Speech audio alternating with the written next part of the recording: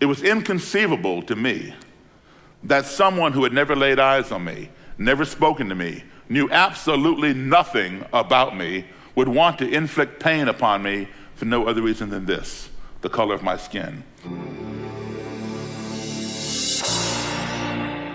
Daryl Davis. He's a personal hero of mine. Why? Because he's done something that virtually no one else on the planet is capable of doing. Not myself, not just about anybody else out there. He is personally responsible for between 50 to 60 former KKK members of giving up their hatred and giving him their robes, and over 200 altogether indirectly. And he has the robes to prove it. This is someone who has serious influence and the ability to persuade that every single one of us should take notice of and ask what he's done in order to achieve these results. If he is able to convince avowed racists to give up their convictions, then isn't it possible that we could model his techniques and get the modern day woke to give up theirs? So a little bit of background on the man. He is a fairly talented and prominent jazz musician that, believe it or not, despite the fact that he was born in 1958, during the Jim Crow era, he had to wait to the age of 10 before he first experienced racism. The reason for this?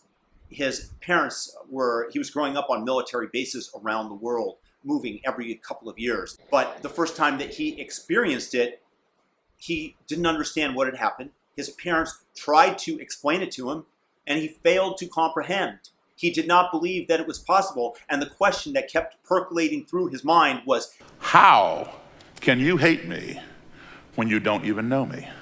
This has been the lifelong question, and what has consumed him and gave him the fuel, the curiosity as well, to enter at great personal risk to his own safety to introduce himself to KKK members and ask this very question.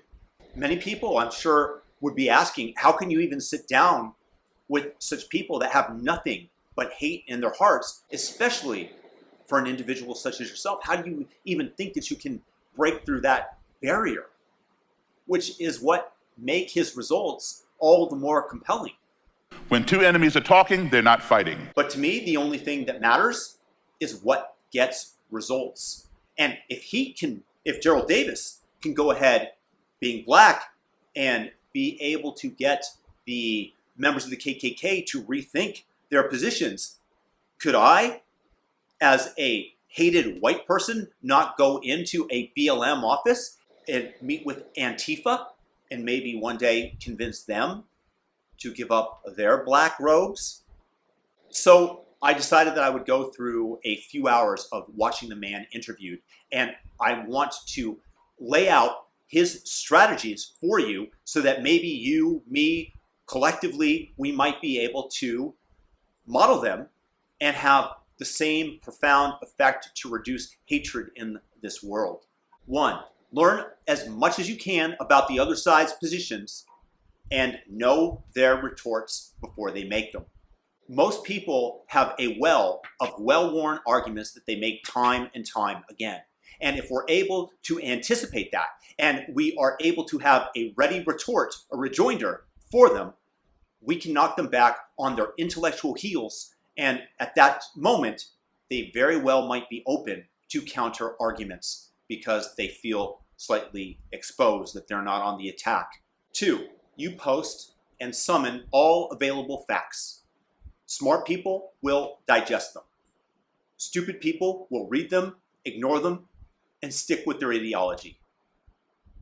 To quote Davis, there's no cure for stupidity. This goes for message boards as well as in-person conversations. What you're doing, you are fishing with the facts for open-minded people.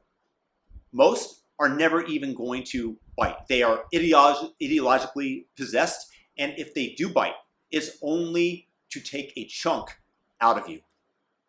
But eventually what's going to happen, there are going to be some that you're going to be able to hook with your facts and your logic, just not the stupid ones. 3, invite people and frame it as a conversation. If you frame it as a debate, walls go up. This makes a lot of sense. If you have a debate with somebody, it's something to be won. You're trying to expose the other side's flaws. A conversation is there to add understanding. And people are much more open to ideas if they think that they're unlikely to be torn apart. 4, with the points that you make, your goal is to create a cognitive dissonance so that the ideas have to struggle against one another. You also have to nurture this seed of cognitive dissonance in order for it to grow. So by opening them up, you plant the seed and you allow that to tear apart the structure of the belief system. It's much like when you see grass growing out of concrete. There's something that seems absolutely immovable, impassable, and yet something is still springing up there. It's found a way through pores, through holes in the argument to come up and to start evolving. The challenge is that you absolutely have to nurture that, because the ego and the fellow members of the cult, whether it be the KKK or the Church of Woke, want to tear out what they consider to be a weed. 5, and this is very similar to number 4 in terms of the fact that echo chambers, according to Daryl Davis, are to the detriment of understanding one another. This is why cults, including the cult of woke, eschew any outside contact with other ideas, with the outside world. It's really hard to nurture the seed that I talked about earlier when all new seedlings are cut down in the echo chamber. It's why the social media companies orchestrate it such that you are immersed in a bubble, in an echo chamber online, and they do that to keep your attention, to keep you moving through the website in order to milk the profit out of you. But it is debilitating to centrism and the understanding of other points of view of the world.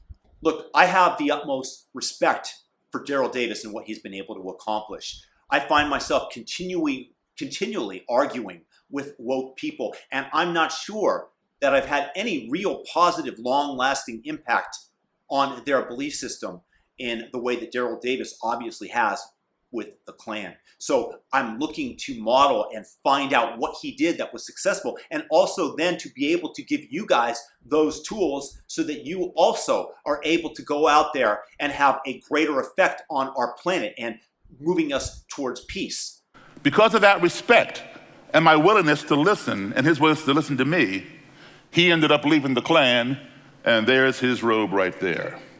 I am a musician, not a psychologist or sociologist.